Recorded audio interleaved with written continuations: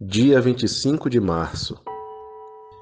Quando em março de 1896 surgiu-me repentinamente a ideia de uma breve nota biográfica de Allan Kardec, eu não tinha em mente mais que uma discussão a fazer, por ocasião do aniversário de 31 de março, com nossos amigos da Federação Espírita Lyonense.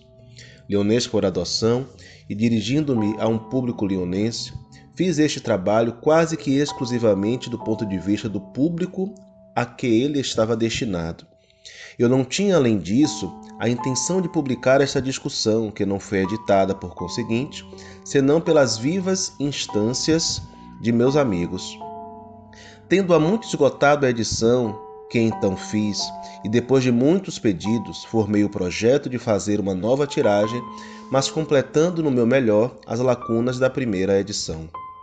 Para chegar a esse resultado, dirigi-me aos raros sobreviventes que tinham estado na intimidade do Mestre, mas seja porque suas memórias tenham sido infiéis ou porque eles não tenham querido desenterrar as memórias antigas de 40 anos, todos os meus esforços nesse sentido não surtiram efeito. Eu tive então que solicitar uma outra fonte os elementos dos quais eu precisava para fazer uma biografia menos superficial do que no primeiro ensaio. Uma coisa que sempre me doía e que constatei muitas vezes, com pesar, durante os 25 anos em que eu, como presidente, dirigi os trabalhos da Sociedade Fraternal, é a indiferença dos espíritas quanto à leitura dos primeiros anos da Revista Espírita. De 1858 a 1869, Allan Kardec iniciou as estruturas fundamentais da doutrina espírita, onde sempre sentimos correr abundantemente a fé ardente, a conversão profunda que o animava, fé e convicção que ele sabia tornar tão comunicativas. Acredita-se, mas de forma errada, que estes escritos envelheceram, que já não são mais da atualidade, que tendo a ideia caminhado a passos de gigante, essa leitura hoje não oferece nenhum interesse. Erro profundo, tanto quanto lamentável. Não, os escritos de 11 anos de Allan Kardec não envelheceram. Não caducaram, ao contrário, eles conservaram toda a sua força, todo o seu propósito, e em sua clareza cristalina, eles são mais do que nunca atuais. Que preceitos sábios, que conselhos prudentes e esclarecedores, exemplos verdadeiros transbordam nesses 12 primeiros anos da Revista Espírita, e quanto, em minha opinião, erramos ao negligenciar esta fonte de informações sobre todos os pontos que podem nos preocupar no que se refere à doutrina espírita.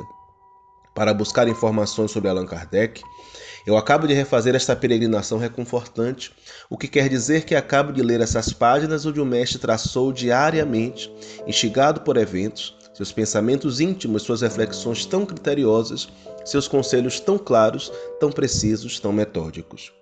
A cada linha destas páginas sente-se vibrar a alma do autor e em uma clara irradiação, Allan Kardec mostra-se a si mesmo como sempre foi.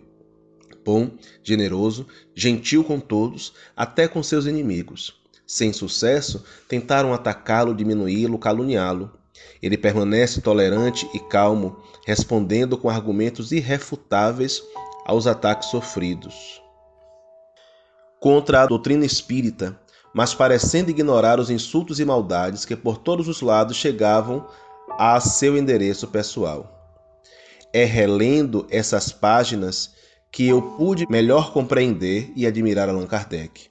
E é reproduzindo as pérolas, as joias, os diamantes que se encontram nesse rico material que será mais fácil fazer com que o conheçam melhor. Assim, esta biografia vai se tornar uma autobiografia, onde por extratos obtidos da vida de Allan Kardec, de alguma forma, ele virá a pintar-se e a revelar-se como sempre foi, pensador profundo, leal, metódico, escritor alerta e preciso, espírito esclarecido tanto quanto confiante, afável e tolerante, e sempre se esforçando para regrar sua conduta sob os seus princípios, que ele ensina aos outros com a própria prática. Este é o homem que deu ao Espiritismo seu belo lema, fora da caridade não há salvação.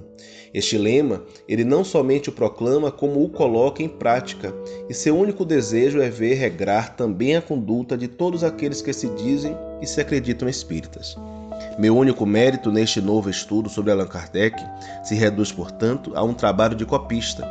Tendo sido seduzido pela verdade, pela grandeza, pela beleza de alguns dos ensinamentos do mestre, entendi que eu poderia extraí-los dos 12 volumes em que estão inseridos para submetê-los aos meus irmãos e irmãs na fé, sem outra pretensão e sem outro desejo que não o de fazer com que eles os admirem a seu turno.